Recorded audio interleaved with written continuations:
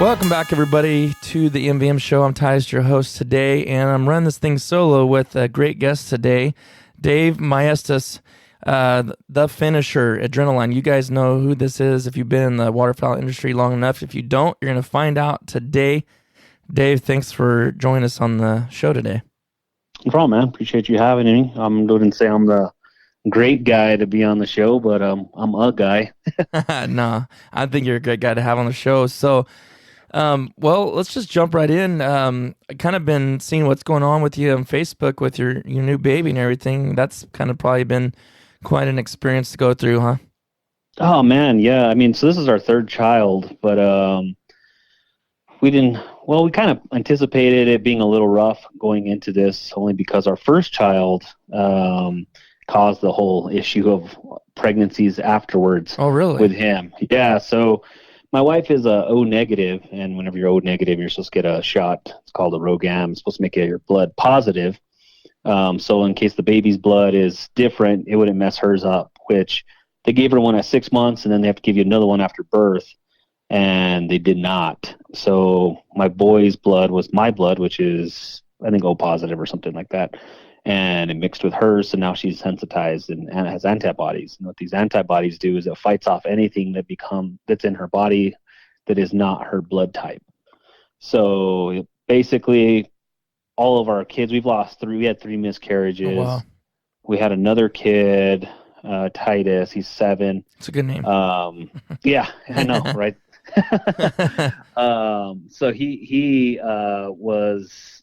We had our son, miscarriage, and then Titus. So then he had to get 3 or 4 blood transfusions and then NICU for 28 days and all because of all this stuff. So after that, we're finding out that every pregnancy you have after that, it gets worse and worse and worse. Wow. So we had 2 more miscarriages after him because we wanted to have 1 more. And it was just, we were like, well, I guess it's not on the cards. So I don't know what happened. My wife got a wild hair and said, let's try 1 more time. Before you know it, we're like, okay. So about 18 weeks. This baby, Willow, was a DMEX, so we had to go back and forth to Arizona from New Mexico from 18 weeks to 36 weeks.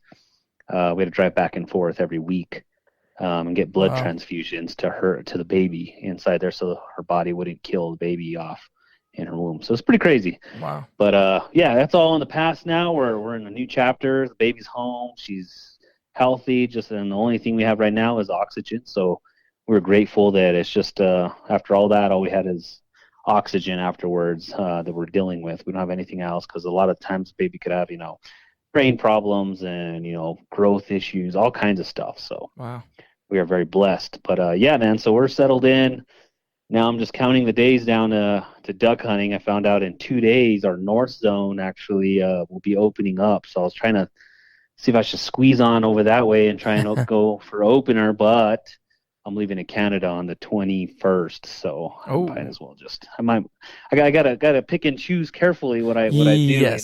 Yeah. Oh, tell me about it. Sarah is like I did 3 trips this year. One was a 5-day, one's a 4-day, and one's a week. So I'm like really at my max right now. She's not quite. She's okay with it, but I'm on the edge. I don't think I can squeeze anything else in. So, oh man, I get that totally. Yep. Especially with a baby, a new baby and everything too. Totally understand. Yeah, man. So I'm picking carefully on that stuff. I bet. How long are you going to be in Canada for? What's going on there? So we got invited out by Chapel Creek Outfitters. We were actually going to be going with Dry Creek Outfitters when I talked to them back in Washington. And then I didn't think I was gonna be able to make it, so our plans fell through there. And then it was more my fault, probably just letting it kind of fall off. And then these guys hit me up again, and I was like, this different company, and I was like, oh well, you know what? Let me see. And I looked at it, and I was like, you know what? I could probably make that time. So they opened it up for me to take some people with us, and we decided to do a little giveaway for a lucky winner to go with us. I've seen that. So. They're posting some videos, right, or something to be entered or something like that. I kind of stole the idea from I think it was Matt McCormick and I think another person, Brady Davis. They did something like that for going up to Montana, and they had Sitka. It was a full ride from Sitka. They were paying for the whole hunt. That was cool. Yeah, and I was like, man, that's a great idea. Mm-hmm. And so I just decided to try it anyways, just, piggyback off that, see how it went. I was really happy with it, man. The whole point of it was not to find, somebody that had the saddest story or the happiest story or the killer or the non-killer. It was whatever we felt as a group, collectively, that we felt would deserve the hunt the most. Mm-hmm. There was a lot of great entrances, and this girl, Keisha, just stood out to all of us that she's a stay-at-home mom. She wants to go hunting, and she never can because she's watching her boy and stuff like that. And so I was like, you know what, that sounds like a great person to have along, somebody that would probably normally not be able to get out much to go out and hunt. Because myself, with the 2 kids and now with this new one, I'm like, to try and find time to go hunt is pretty tough. And luckily I have a good my wife blesses me to let me go out as much as I can without complaining. But I was like, you know what, I would love to give it to somebody like that. So anyways, we picked her, and we're gonna be going out there. So we're gonna head out the 21st. I think the hunt starts the 22nd, and then we will come back. It ends the 26th, and I'll be back home probably around the 27th or so. So it's a good trip. What province are you guys going? I think it's Saskatchewan, right there at Moose Jaw or something around there in that area. Oh, yeah. Right on. Yeah. Yeah, we went there. We went hunting in Alberta a couple years ago. It's pretty insane the amount of birds up there. That's what I hear, man. I say it's crazy because I've never been up there myself. I've gone, on our hunt, even our honeymoon. It was just like a cruise. We docked in some part of. We were on our trip to Alaska, and we stopped in Canada somewhere. I forget where it was, but it was beautiful. But man, I would love to go and hunt there, and now I get to. And I'm hoping to make it a yearly thing to where. We could take somebody with us every year, and awesome. And bless somebody that's not able to, financially or whatever the situation is, take them up there and give them a full paid a hunt. So that would be cool. That'd be awesome. So, what else do you got on the agenda for hunting this season?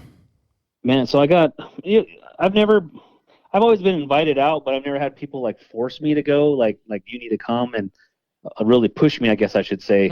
I got pushed to another place. Man, I already forget the lodge. They opened it up to. They're having it's kind of like a product testing type deal. And I don't even say it's product testing. It's just they're bringing a collection of companies together to this lodge. We're gonna go and hunt 2 days.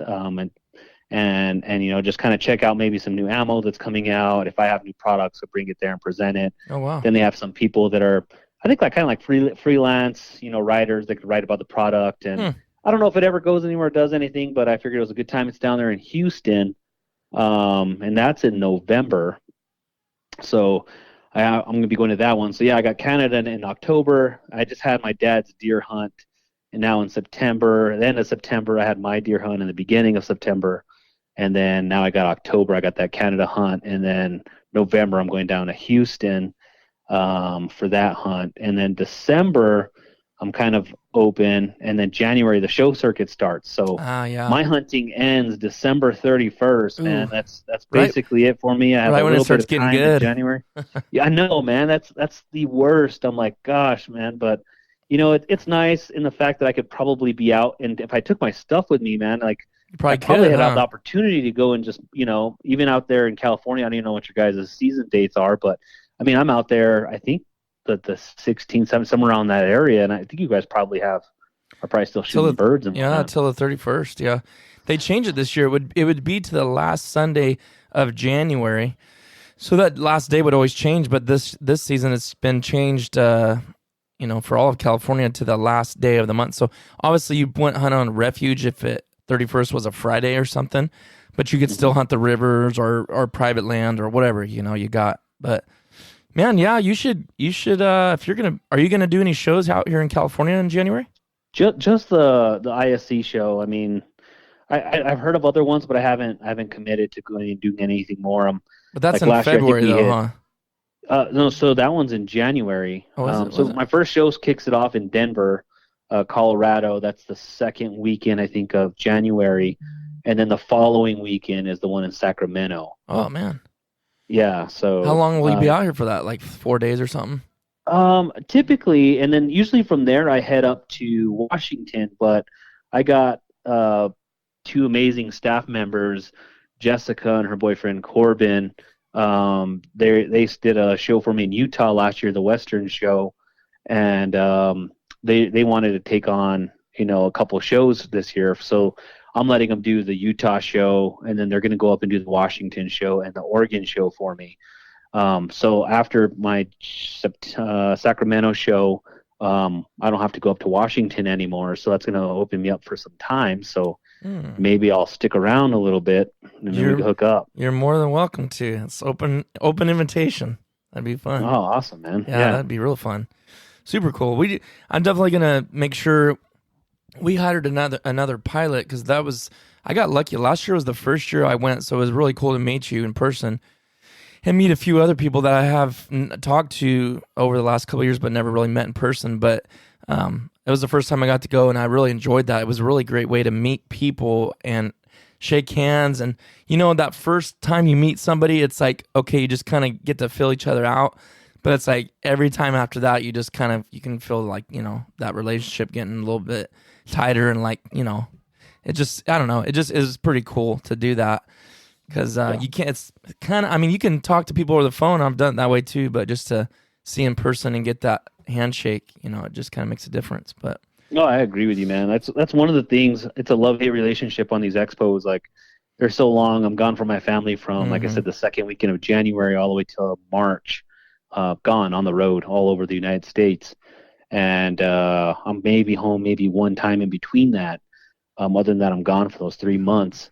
And it sucks, but at the same time, I meet a lot of people that I normally would never meet. Right. And now I have these great friendships that I've been building. And like you said, what I have planned for this year, it's like these friendships are actually turned into like, hey, you need to come and hunt with us. And I built a friendship to where I'm like, you know what, I probably should go out and let's go hunt with these guys. So, I had some guy, and his name is Mike. He mentioned, let's swap some hunts to go up to New York, and I have another friend out there in Jersey.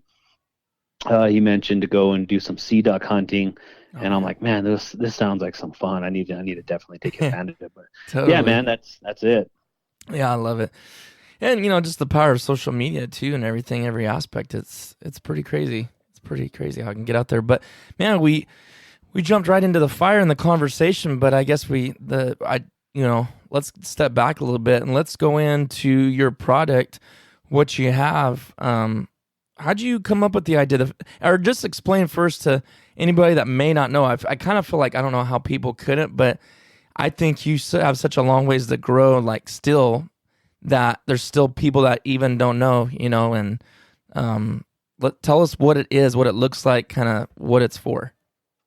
All right. Well, come up with the product probably about 7 years ago, prototyped it for about a whole year, getting all the patents and stuff like that for it. I designed it into like a duck head. I just felt it was fitting. Most people that are waterfowling, love a certain duck and species and stuff like that. So I knew I wanted to do something more with it when I started.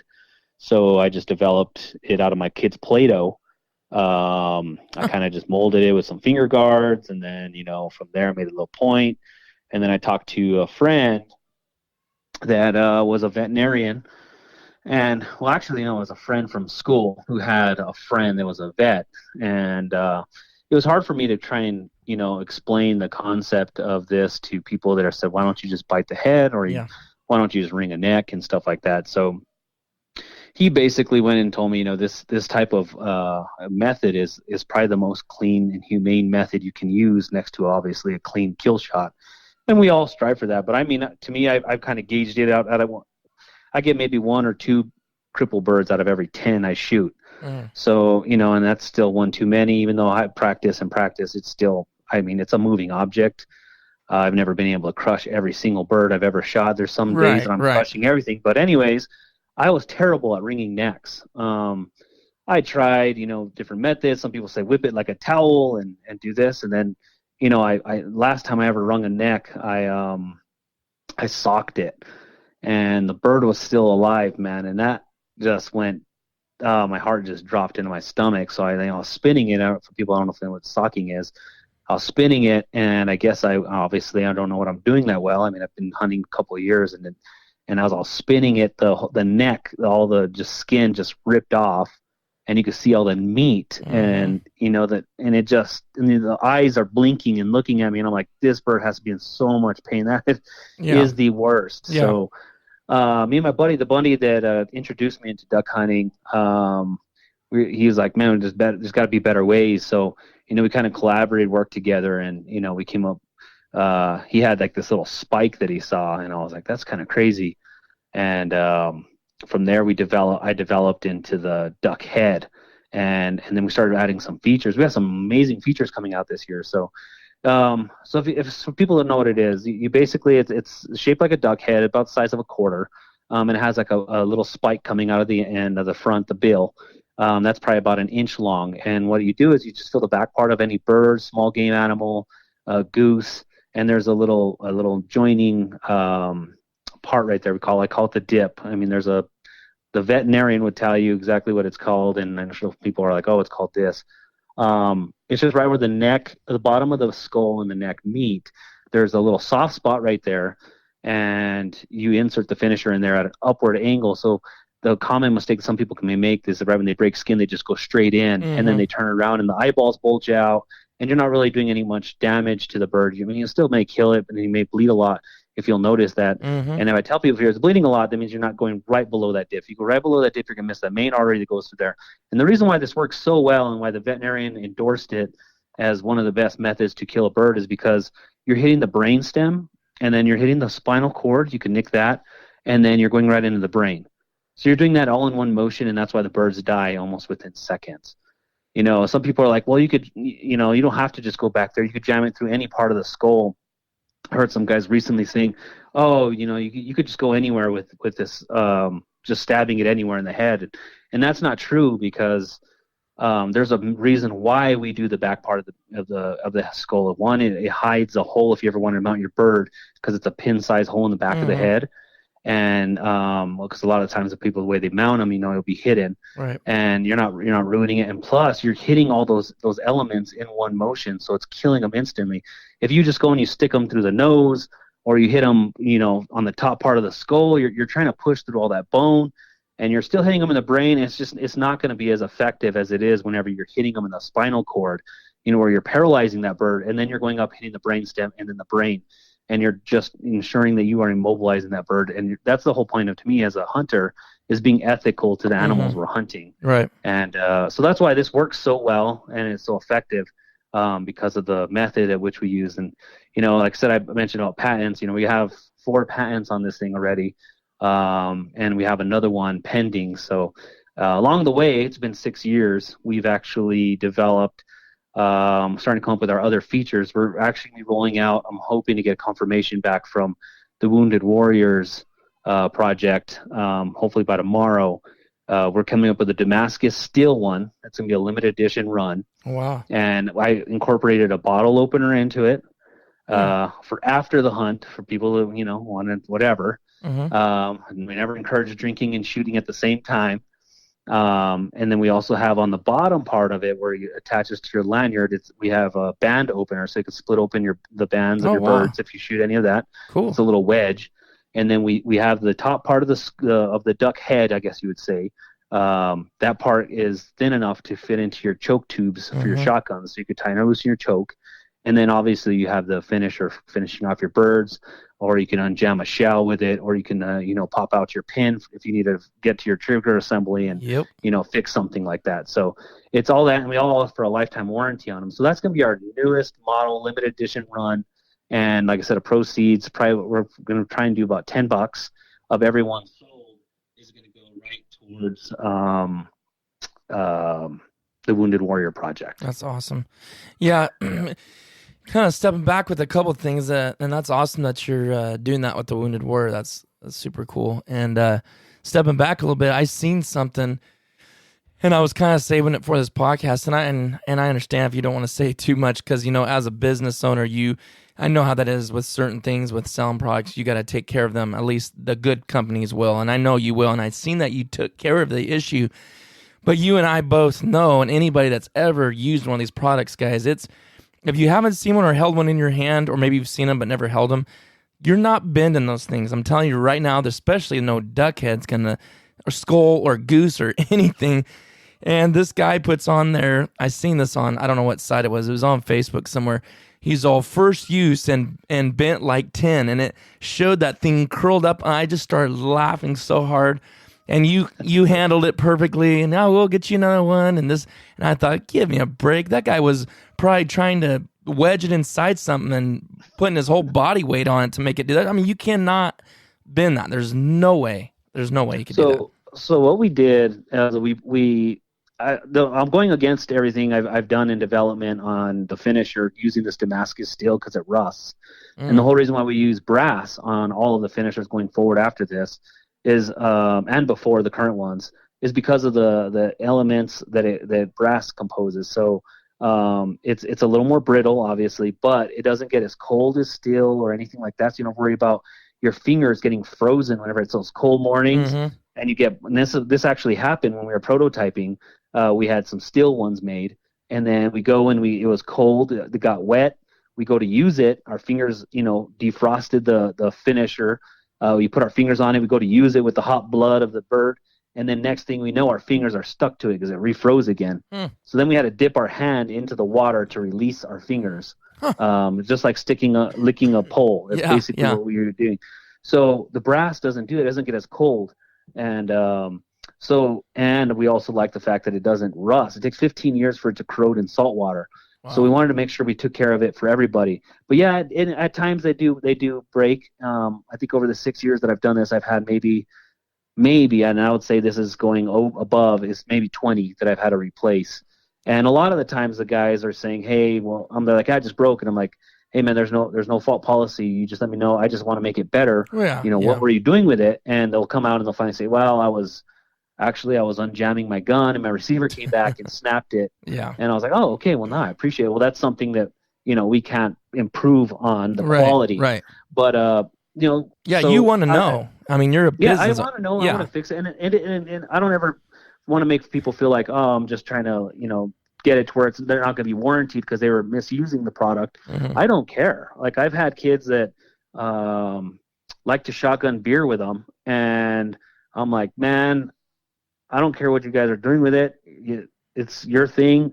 It's a lifetime warranty on it, no matter what you're doing with it. I will cover it. Oh, wow. So it's no big deal. And I just want to make sure I make the best product available for people out there. Right. And like I said, that's why we're adding these new features and stuff like that on there. But yeah. I mean, I just, for someone that didn't know and seen that, they're like, man, that thing must be super soft. But it's like, it's not. Like, obviously the guy was doing something to wedge something or whatever. But like you said, okay, it's not costing you an arm and leg to replace it. You just want to know as an owner, okay, did this fault happen with, something like putting it in the bird's head or, which obviously it doesn't, but yeah, I just thought it was kind of a problem.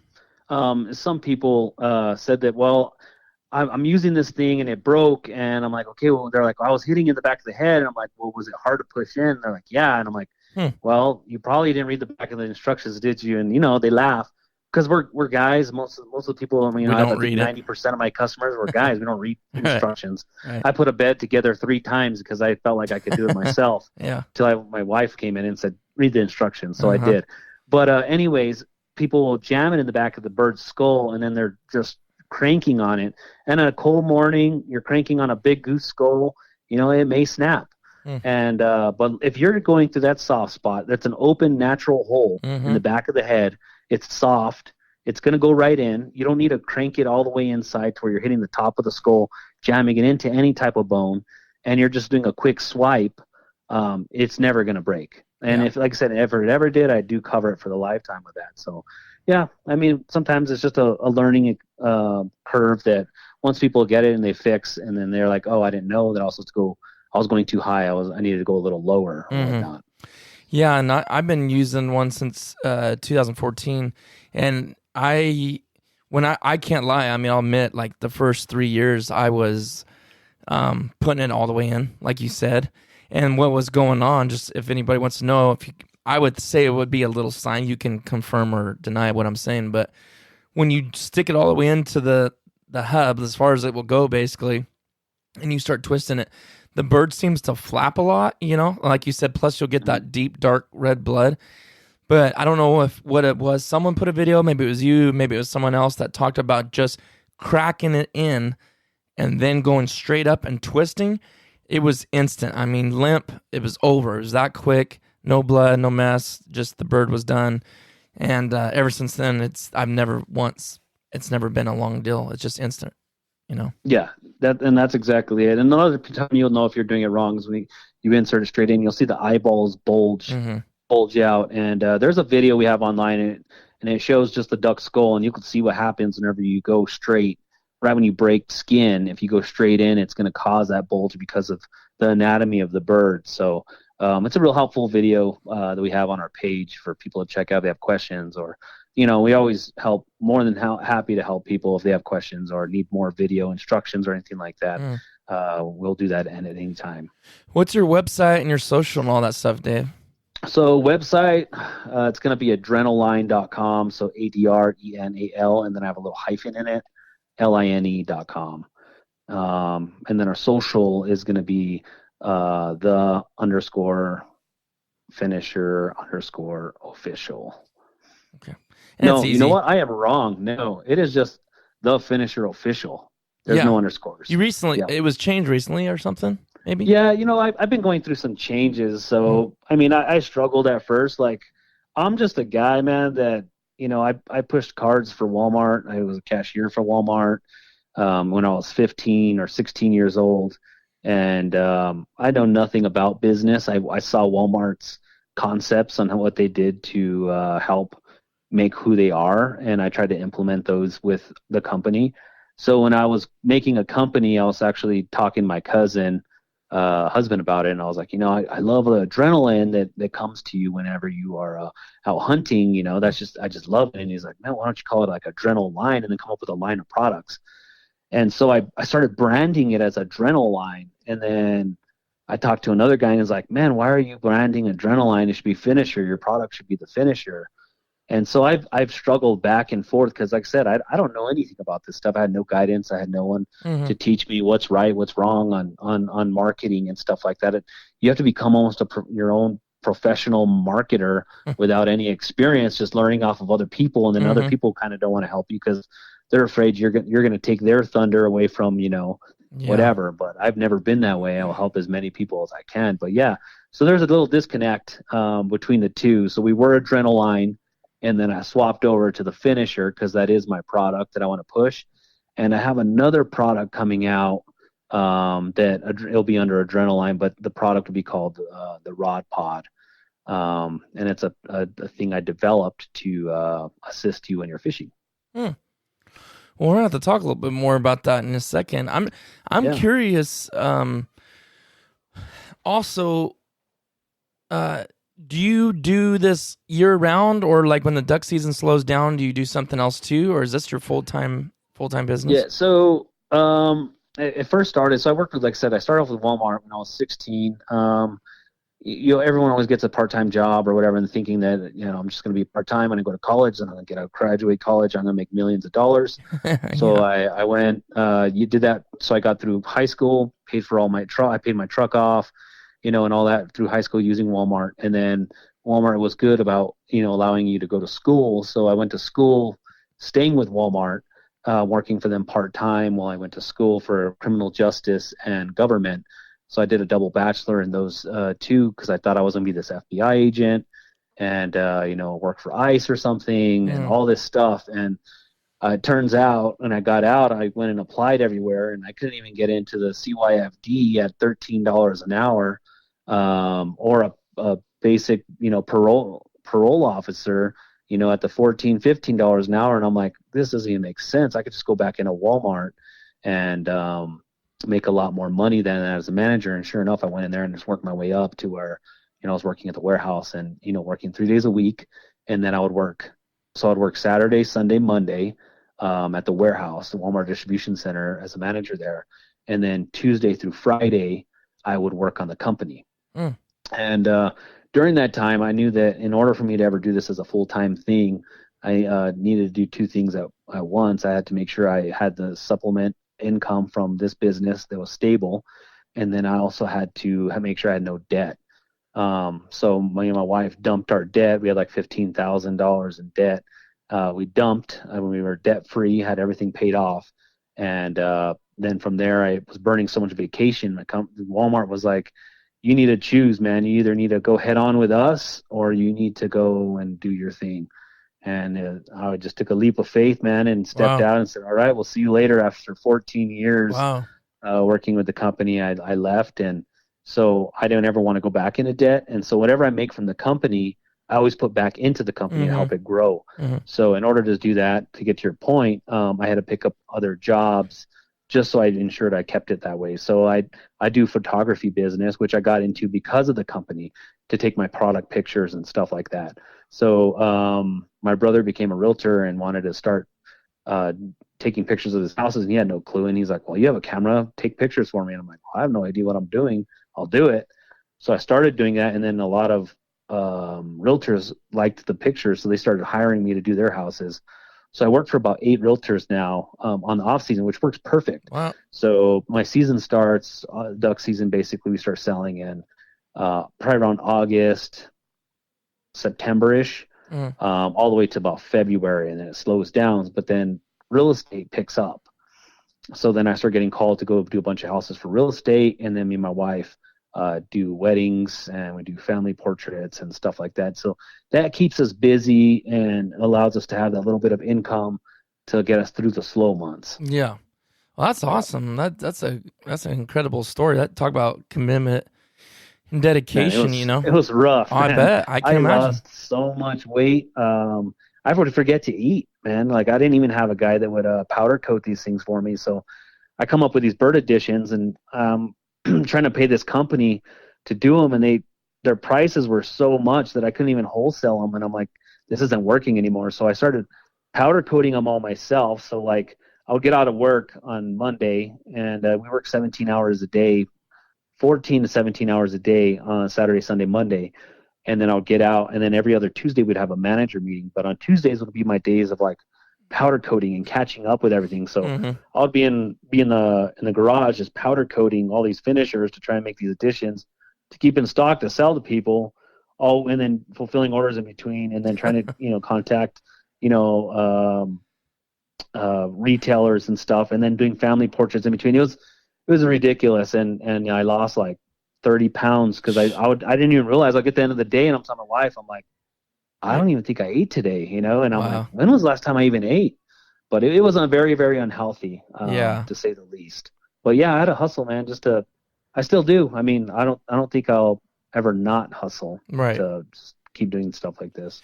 Hey, I mean, that just proves your work ethic, though. You can't just sit on the couch and expect great results. I know about that, but No, sir. Yeah, that I was going to flight school, trying to leave construction to go to fly helicopters, and as I was in flight school and framing houses, I was delivering pizzas at night because, I mean, I just had to have the extra money to pay for all that. So I hear you on that, but hey, whatever, in my opinion, whatever it takes, got too many people sitting around trying to live off of the government, so that doesn't work out that way. Man.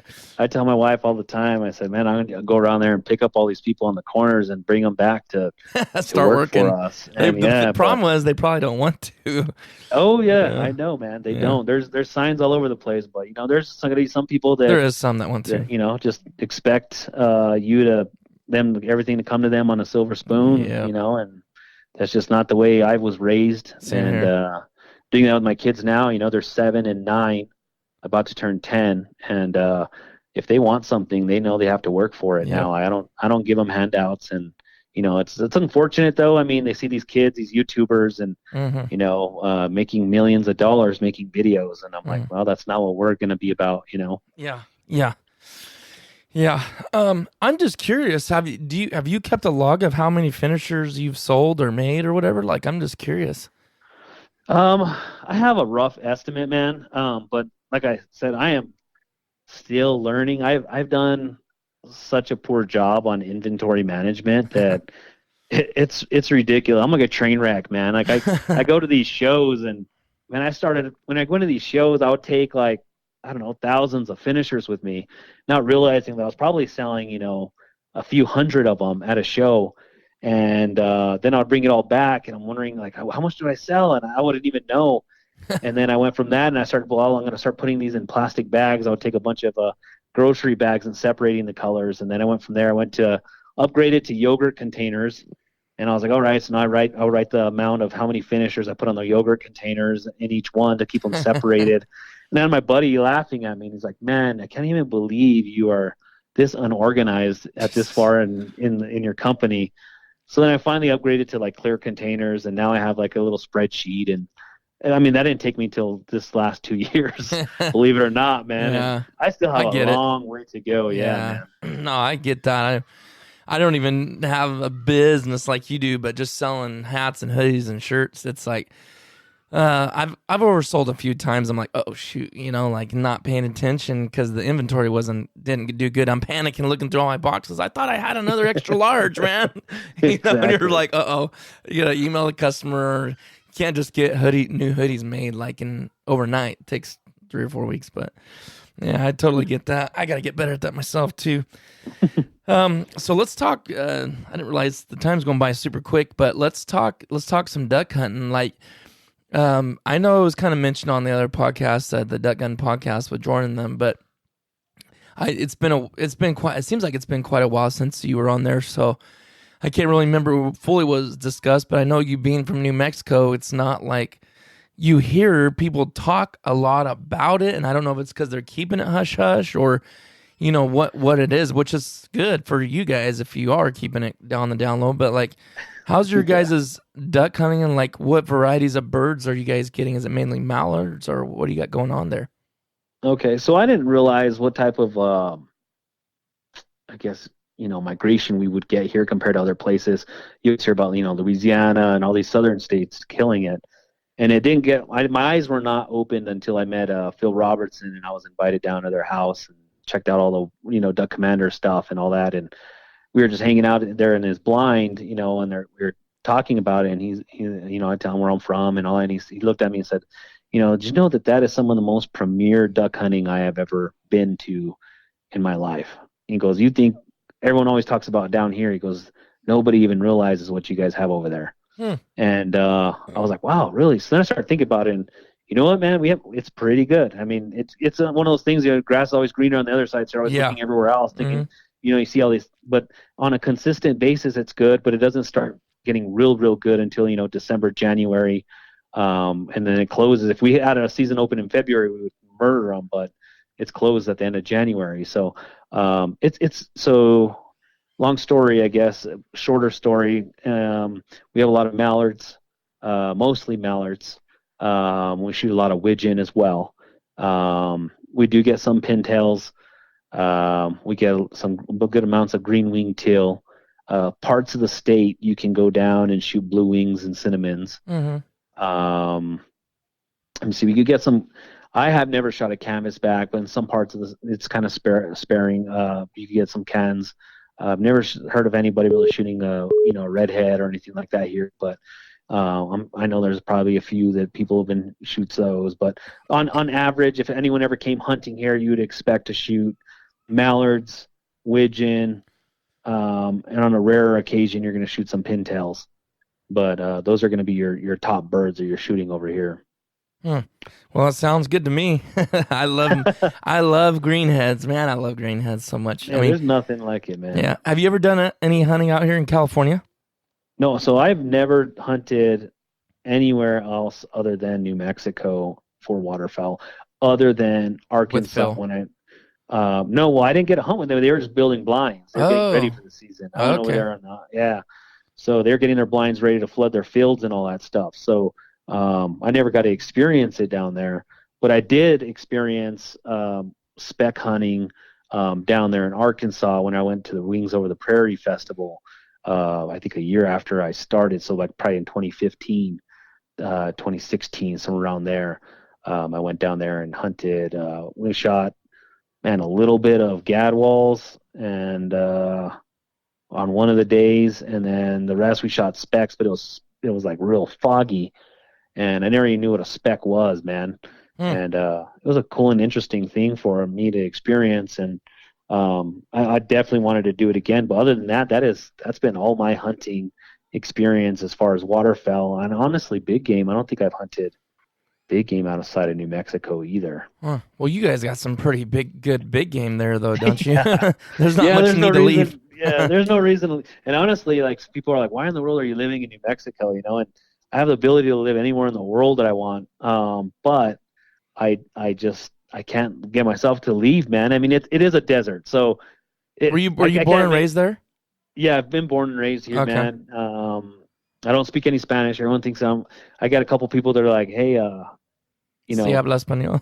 Yeah, they think I'm like, no, I'm not from Mexico. I'm from New Mexico in the United States, you know. And they're like, oh, so you speak Spanish? I'm like, no, I know no Spanish. I know I sound like it just because it's heavily influenced here. Yeah. But anyway, so if anybody expects to hunt here, they're gonna shoot those, and then you'll also see a lot of desert, which is what we live in. But we have like bodies of water throughout, and then we mainly hunt the Rio Grande River that runs right through the middle of the state. Okay. And that's where we hunt. So mainly river hunting. Yes, we do hunt around the river, and most of our hunting is going to be within probably 10 to 20 yards of you. So all the birds will come in about that close. Oh shoot! Oh man! Even being a big wide river, right? So I mean, at one point, I'm sure that river was huge. It's been getting really overgrown. We have a lot of cottonwood trees that keep growing in there, and it keeps making it like smaller and smaller. And we have a lot of I forget what other kind of, not salt cedar. It's another type of tree. It's just like a real bushy tree, and that it's a real fast growing tree, and it's like a bush. And man, it's killing me. I don't know what it's called right now. But anyways, that grows in the river. So we're a big farming community along the river. So they drain the river basically in the summers, and all the water goes into these ditches to do all the hay and stuff like that. And alfalfa. So the river's really low, and when that happens, all the seed that was there, and then these little trees, saplings start growing like crazy in there, and then the water comes back in. But by that time, these trees have time to establish. Well, it's been low, and so it just kind of keeps narrowing down the river more and more. So it's kind of crazy but it allows for good hunting because your hunting shots, everything, you know, real close. Like I said, 10 to 20 yards is what you're shooting. Almost like maybe not like hunting timber, but kind of you got that help of the trees. Maybe does it sound like? In a sense, for hiding, kind of. Yeah, in the hiding, So for the trees, we hunt right under the trees. So we basically just cut out little holes in the natural brush. So you're like either sitting in the water, standing in the water, or you're up against the bank, and then you have your decoys right in front of you with a little pocket, and those birds are just dropped. So they come up over they're coming like in the river. They're coming right already in the river. They're above you, and then they'll circle down. They jump right over the trees. They don't even see you till it's too late. But yeah, it's a good experience, man. I tell people when they come here, it's something that I have enjoyed, but I've still been wanting to try that timber hunting, man. I hear there's nothing like it. Right. I hear everybody say that. And anybody that's done it, they love it. Anybody that hasn't is their like on their bucket list to do, you know. But how many days, Dave, do you think you get to hunt per season there in your area? So our season opens, we have two zones. North zone opens the 12th, and then the south zone, which is where we're at, that opens the 28th. So I get to go out at least 2 to 3 times a week. Oh, nice. I could go out every day if I wanted to, but man, I get tired. I get a little tired, man. Yeah. I get exhausting, you know, and it's kind of so most of us hunt and it's all public land. The river, I mean, you can't really own a part of it. There's some guy that owns a part of it. I don't know if it was way back in the day how he got it or what, but anyways, for the most part, it's all public land. So you go and you find these spots. You get out there, you know, sometimes 3:30 in the morning to lock in the spot. And then next thing you know, somebody parked, you know, a couple channels down, and then they hiked all the way up to where your spot is. And if you're not out there sitting there waiting with your decoys and you're sitting in your truck thinking you got your spot locked in, you're in for a surprise when you go back out there to go, you know, set up your stuff. You've noticed some guys cut you off. So that's I'm sure that's a problem everywhere, Oh but yeah. it happens.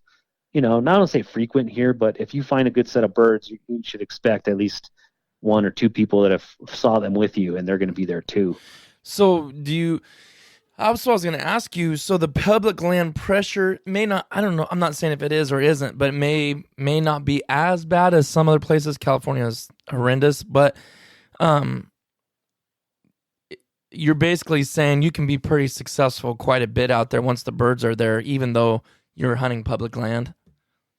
Yeah. So on average, so say I go out about 20 times a season. Mm-hmm. I would say out of those 20 times, I'll run into somebody else that's kind of set up within maybe 500 yards of me. Oh shit. 3 to 500 yards. I would say that they would probably maybe 2 times, maybe 3.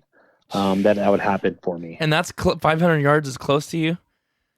That's because especially the way the river happens. So yeah, if they come down the river, I guess if they're in front of you, they're screwing cutting everything you off. Yeah, true. Man. I had a time where, so I found this hole, and I called my buddy up. We came back, we crawled in there, and man, there was just birds everywhere, just dropping in everywhere. We were like, dude, you're gonna kill it here. So we left out, made sure it was untouched, and the way to get in there, you had to like literally crawl. So we go the next day. But we park a truck where the birds were at, so nobody will be there. And then we parked our next vehicle down a little bit, so we wouldn't have to worry about somebody cutting us off. Well, somehow someone decided to park above us one more spot, and that's exactly where the birds were coming from. They're coming from the north, and so we just heard blasting all day, and we were getting the leftovers coming towards us. But turns out when we came in, daylight hit, somebody had gone through and cut a trail all the way to where those ducks were after we left sometime. And that probably what messed us up. And had I known that, we would have probably had a different plan. So that guy probably went to go park there where he cut a trail out and saw my vehicle there and decided to go while he knew where the birds were coming. So he went north of us to cut us off, and he did. He did a good job. Ouch. Now, are they always coming one way up the river, or does it mainly have to do with what the wind's doing? Or are they always doing it the certain way? You know what I'm saying? Upriver or downriver? Yeah, honestly, it depends on where the food's at. Mm-hmm. We have some corn that gets planted and cut at different times, and depending on where you set up, they'll be coming either the north or the south. Or sometimes we just do a flight pattern. We'll just set up right underneath them, and they'll be going from east to west, and we just try and call them down as they're flying past us, and get their attention to come down and get some water. That's cool. So, I know it's different all over, but as far as one side of the river to the other, what's like the farthest? What's the average distance from one side of the river to the other that you're hunting? I would say I wouldn't even say it's 100 yards. Oh, wow. I would say it's maybe I'm just thinking of a football field, maybe 50 yards wide. Okay. Yeah, that's sweet. I mean, it should be. At least 100 yards or more width. And some areas, I was going to say some areas it is wider than that, but no, it's not. I'll lie to you if I did. So I would say it's roughly about 50 yards wide, and then sometimes it could channel in to maybe 15 to 20, and obviously you can't hunt that spot because that's where all the water's dumping in, and you would drown. Yeah, it's moving fast right there, huh? Yeah. Mm-hmm. Wow. That is just, I don't know. It just sounds like a really neat style of hunt. Almost sounds like its own unique style compared to a lot of places. Almost kind of like a Montana small channel hunting. You know what I mean? Yeah, and my wife's from Montana, so whenever we tell her a river, and she's like, "That is not a river." Well, you know what I mean, like what they call a creek or something. Yeah, it may be a creek to them. I mean, it's probably about 50 yards wide, man. I'm just guessing. That's crazy. It's probably 50 to 80 yards at the widest at some parts, but it just sounds sweet because being more narrow like that, and the birds want that spot. I mean, that just makes it way better for you. Obviously. Yeah, definitely. Really cool. And you find them whenever you find them, you'll have a good hunt. There's been a couple times, like I said, I've gone in, scouted, found them. We went in, and somebody came in after us. Either they shot them off the water, and for whatever reason, if you find them in there and you shoot at them in the water, they never, where we're at, a lot of times they won't come back to that spot. They'll find somewhere else safer. And then sometimes, you do that scouting and everything just aligns and we're done. And, the best days I've ever had is we had a 4-man limit. We shot all greenheads. And the following day we had a 3-man limit and shot all greenheads. And the following day after that, we weren't able to hunt, but my buddy went back to that spot and they were gone. So oh wow, we shot them out of there. But man, sometimes you don't hunt. You'll shoot maybe 2-3 birds in the morning, first light, and then you wait almost until 12, 1 o'clock, and then all of a sudden those birds just pile in like bees into that hole. So if you found them in there, you just got to kind of wait, and they come in. It's a whole different experience, man. It's a lot of fun. It is a very competitive area over here. I mean, I don't think there is that many duck hunters in this state, but there are been times where we've almost thrown down, and then we find out, we knew those guys, and we're like, oh, hey, what's up? And then so we kind of just, work with each other and like, hey, well, if they're coming here, let them work here, and we'll shoot them here. And if they work, you get them there. And, that's how it's worked in the past. But sometimes you get guys and you just have a bad hunt because you guys are both shooting, sky blasting birds just to each other off, making them a bad hunt, and they want to make sure you have a bad hunt. Yeah. Wow, that's really interesting to hear about that. It just seems kind of like its own style. But anyways, well, man, I know it's getting later. What's your limit? What's your limit over there? Is it 7 birds? No, it's 6. It is 6. You can shoot 5. Yeah, you shoot 5 mallards and then a kicker bird, a wood duck or a pintail. Okay. Or you can shoot I don't know if they changed the limit or not. I don't know. It was 2 pintail. I haven't looked to see what the proclamation what it was. Or you can shoot 2 wood ducks, but you can shoot 5 mallards, or you shoot 5 teal. Actually, I think you might be able to shoot 6 teal. I think it's 6, but it's only a max of 5 mallards, and then we usually say a kicker. So right. We always try to do the royal flush for us would be 5 greenheads and a Drake woody or a Drake pintail. Yeah. Yep, would be a flush for us over here. Yeah, I bet. So what's your, kind of to wrap this up, Dave, what's your plans for the future? You were mentioning some stuff for fishing. Like, what else do you got going on or coming up? So I figure with everything we've done with the finisher, we've done really well there and making it out there and getting this multi-use tool to where it is today and coming on this next year with these new features and stuff. I developed this product for people that like to do lake fishing. It's basically a tripod for your fishing rod, and you clamp it onto there, and you could adjust it, and you could change the pitch of your rod. You could put it lower. It's good for those people that want to go and sea fish. You're on the seashore out there in California or whatever, and you have those pipes that you drive into the ground. Yeah. And then you have to follow the tide forward and backward and all this stuff. Well, this one it's on your rod, and you just pick up your rod and reel it up whenever you need to go more towards the coast, and then if it starts raising on you, just release your spool and walk back with it, and you just set your rod down. Wow. So, it's going to have a lot of cool features on it, and I just felt like getting into something that's not so controversial, man. And I just, I've already got used to it, and of all the, comebacks, I never thought I would hear the date where I had to come back for every single reason on why you should use the finisher over anything else. And I was like, well, you know what? It would just be nice to have something like this to where people would just appreciate the usefulness of it. Yeah, the waterfowl community is a grouchy, grumpy, bitter group of people. I don't know what it is. I think it's just everyone's so hardcore and has a passion for it. Yeah. And you're raised some way, and that's the way you're raised, and that's great, and if they're just not open-minded is what the problem is. They if you shoot a different gun, you can't talk about their guns, you can't talk about their chucks, you can't talk about the shells they use or their dogs. That's just something you don't do in waterfowling. You can't forget camo, man. That's another. Yeah, that's a big one. Everybody hates Sitka right now. Let's not get into that a bit, but that's a whole nother discussion. That is. That literally is a whole podcast right there. We were laughing the other day, but I said, it's, and and I've been more open-minded myself, but it's just, like when someone says, oh, I love my whatever, like I shoot a Browning A5. I love that gun.